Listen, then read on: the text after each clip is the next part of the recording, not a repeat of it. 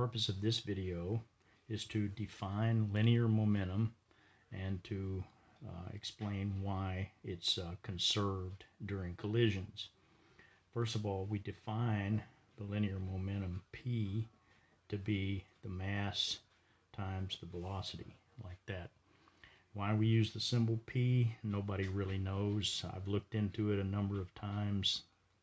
There are various explanations, but nobody seems to really know for sure why P is used, but M is already used for mass, and that's one of the reasons. But nevertheless, we define linear momentum to be P is equal to mass times velocity. This is a vector, so therefore the momentum is also a vector.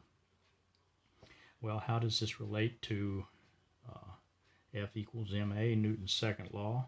If I write F is equal to ma like that, I can also write that as m times the definition of A, which is delta V over delta T, but that's just equal to delta mv over delta T, but then mv is just P, so I can write F equals ma as delta P over delta T. And remember that this means the net force acting on the mass m, or the external force acting on the mass m.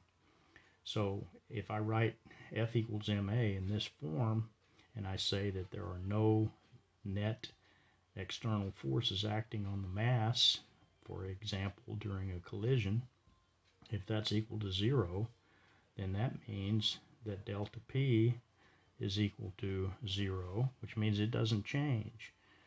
This also means that P final minus P initial is equal to 0, or P final is equal to P initial, which means that P is equal to a constant. And that's basically the idea of conservation of linear momentum.